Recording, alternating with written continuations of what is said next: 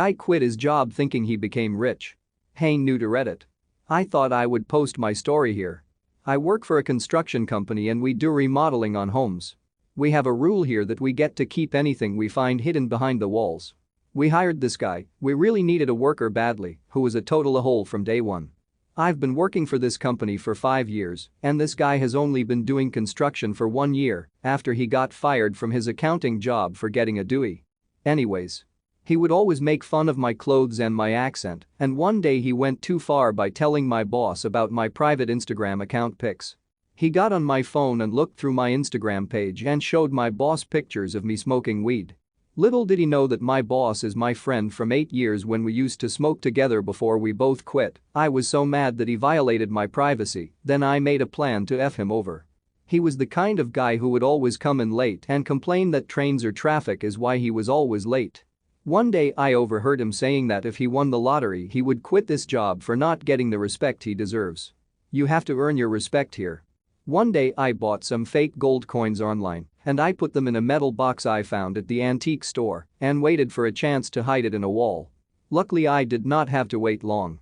The day he found the coins it seemed like it was his best day ever. First thing he did when he opened the box. He called my boss a f***ing loser and he quit immediately on the spot. He said, F this place. I'm rich lol. Little did he know that was the best day of my life. After he quit my boss told us that he was going to fire him anyways for always showing up late. I wish I could see the look on his face when he finds out the gold coins are fake. Best $40 I spent in my life. I apologize for my grammar. This just happened today and my adrenaline is pumping hard. Thanks for reading. Edit. These houses are bought at auction. People don't live here, so everything is owned by the construction company. Neighbor sued me after harassing my dog for months, lost horribly. Several commenters telling me that you guys would enjoy this story. About 6 or 7 months ago, my neighbor got a drone. I don't mind people having hobbies, but for some reason he insisted on flying like the biggest jerk possible. He would hover in front of other houses and windows, try to race cars going down the road, and worst of all, he had a habit of flying his drone in my fenced backyard, buzzing over my dog, diving low just over my dog's head before circling around to do it again. My dog isn't small, he's about 70 pounds and a Malamute, but the drone terrified him, and I was worried what would happen if it hit him. I asked my neighbor several times to please not fly in my yard and explained that it was scaring my dog. He basically told me to get lost and laughed in my face. When it still continued, I called the police. Unfortunately, there wasn't much they could do other than ask him to please not fly over my house property. Finally, in late December it happened. My dog got tired of his shit and managed to catch the drone right as it was diving towards him. He shredded the drone. The thing was just a jumbled mess of wires and plastic. Neighbor was pissed. He stormed over to my house swearing and threatening me, which I ignored. A week later, I got a summons to small claims court. He wanted $900 for the cost of his drone and an additional $300 for supposedly denying him access to his property. The drone sat in my yard for a couple hours before it was retrieved. Fuck that.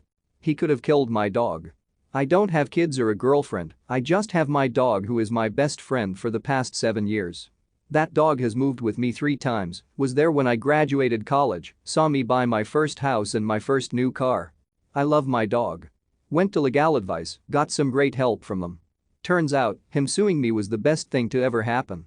When we got to small claims court, the judge basically laughed away his claims that I had intentionally trained my dog to attack his drone. But little did he know I was prepared. I had dozens of photos of my yard showing it was impossible for him to accidentally fly that low to my dog, videos of him harassing my dog in the past, and I had saved all my medical bills from taking my dog to the vet. $700 for an x-ray? Check. Another $250 to sedate him during? Why not, don't want him being uncomfortable. Full dental exam with tooth cleaning repair? $400. Then there was the cost of anti-anxiety meds and a secondary checkup, wet food for a week in case his teeth were hurt, and extra just for good measure. In the end, the asshole ended up owing me almost $2,000 and now is being investigated by the FAA for not having a registered drone and violating several FAA regulations concerning drone flight, too near an airport, too close to other people, out of sight of operator and way above the maximum altitude. Enjoy never being allowed to fly drones again, D. Busybody. Stay-at-home mom neighbor harasses me until my restraining order kicks her out of her house. Original comment: I lived across the street from a very bored stay-at-home mom whose excess idle time turned her into an insufferable busybody. Her husband backed out of the driveway and slammed into my roommate's car parked on the curb. He apologized, gave us his insurance info, and took care of it. He was never a problem because he accepted responsibility for what he did. His wife, however, demanded that we never ever park any cars at the curb again because we can't get out of our driveway otherwise. The street was very wide, she was just completely unable to accept that the accident was her husband's fault and figured we were somehow responsible for it, ergo we were responsible for preventing it in the future. We told her that we would avoid parking there whenever possible, but that we still had the legal right to park on the street and that if necessary we would still do so, and that it was her and her husband's responsibility to avoid hitting other people's legally parked cars when backing out of the driveway. She wasn't happy with that answer, but just told us we better stay out of her family's way and stormed off.